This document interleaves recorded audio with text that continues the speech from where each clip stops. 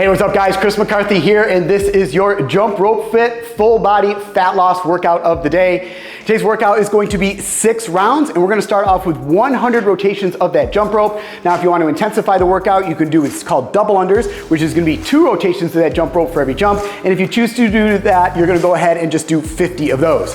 After you've completed the jump rope portion of that round, we're gonna move on to 18 dumbbell goblet squats. Then we're gonna go into 18 dumbbell snatches, followed by 18 seated in and outs to really work those abs and work that core.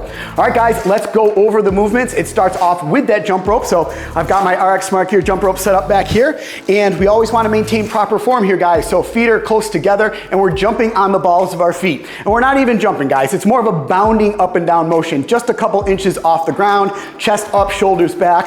No need to bring our legs up really high. No need to kick our feet back or pike them forward. It's just an up and down bounding motion. Once you start rotating that rope, you wanna make sure your elbows are in close to your sides. They're not flailing out. Also, you'll see that my hands are slightly in front of my hips. I should be able to see my hands as I'm staring straight out in my peripheral vision. If you start to see those hands coming back and you can't see them anymore, bring them forward, because what happens is if you bring that jump rope back, as it comes around, it's gonna hit your toes, you're gonna end up tripping. So make sure that your hands are just slightly in front of your hips. Now also, rotating that rope just with your wrists. You're not seeing a lot of movement here at the elbow joint and not at the shoulder joint. So you wanna keep it so you're maintaining just a little flick of the wrist to go ahead and rotate that rope. Shouldn't be a lot of movement at the elbow or at the shoulder. Keep those elbows in close to your sides, nice little flick of the wrist. So we're gonna end up doing 100 rotations of the jump rope. If you want to intensify it, you can do a little bit of run in place, which is alternating left, right, left, right. There's also a boxer step option where you kick one foot out in front of the other. And as I mentioned in the intro, if you want to go ahead and do double unders, that's 2 rotations of the jump rope for every jump. That really intensifies the workout, and you're just gonna go ahead and do 50 of those instead of the 100 singles. All right guys, once you've completed the jump rope part of that round, we're gonna move on to 18 dumbbell goblet squats. So working the lower body here. So set my jump rope down off to the side here, stage it nicely around you so it's easy to grab. You're gonna need a single dumbbell for this. And what we're gonna end up doing, let me set it on the ground here for a second. We're gonna have this dumbbell in the front rack position, kind of in this goblet position, right underneath your chin, keeping it close to your chest. What you're gonna end up doing here, feet should be a little bit wider than hip width apart here, nice squat stance. You're gonna hinge at the hips, knees are gonna start to bend, knees should be tracking out over the toes, should not be caving in. So tracking out over those toes, keeping that chest up the entire time. You're gonna go into full depth of that squat, butt down below knee level. Press through the floor, bring those knees back, open up those hips, stand fully upright, opening up those hips to the top, all the way down, all the way up. Now, on this goblet squat, you're gonna have this heavy dumbbell in the front rack position, so it's gonna wanna pull you forward. So make sure your weight is back in your heels, and you're really engaging those lats and sitting back in the squats, not falling forward. Go ahead, grab this dumbbell, goblet position. Feet are a little bit wider than hip width apart here, guys. Toes are pointed out slightly.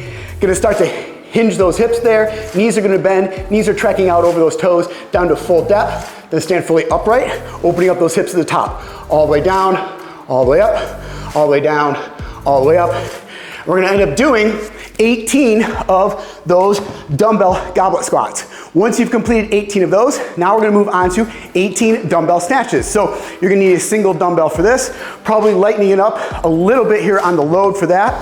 So I'm just gonna grab a little bit of a lighter dumbbell here.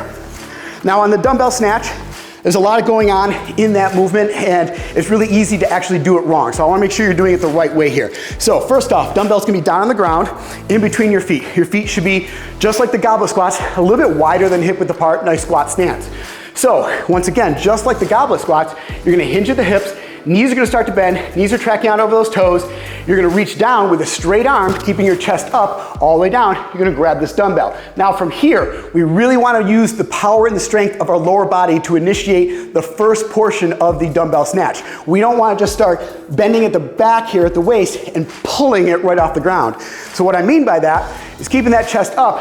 You're pressing through the floor. Arm is straight the entire time. Knees are coming back, hips are opening up. Once you're in this full extended position, arm is still straight at this point. You haven't started to even pull yet. Now, even from here, what I want you to do is extend further. Get up on your toes, shrug that shoulder. Now you're in full extension here. Dumbbell's still close to the body. We're not swinging it out like a kettlebell. From here, now you start to pull. And once you start to pull, now you're gonna drop underneath it into a little bit of a mini squat here and stand it fully upright. Then you're gonna bring it down, set it on the ground, and you're gonna move over to the left arm. And we're gonna alternate a total of 18 of those dumbbell snatches. So once again here, feet are a little bit wider than hip width apart here. Knees are tracking out of those toes, chest is up, I'm looking off into the horizon from here. Use the strength and the power of my lower body, press through, keeping the dumbbell close to my body, snatch it up, stand it fully upright. Now we're gonna bring it down, switch off to the left side, same as before, snatches up, get it up underneath it, stand it fully upright, back down. We're gonna alternate, so you notice I'm bringing it all the way down and I'm switching on the ground. Now, as you get a little bit better with these dumbbell snatches, you can start to switch mid-air, right around kind of chin level. You really rotate through quite a few of these, or cycle through quite a few of these dumbbell snatches by switching in the air. So it looks like this, so I snatch it up, now I'm gonna switch. So you'll see, now I'm really ripping through a lot of these dumbbell snatches really quickly.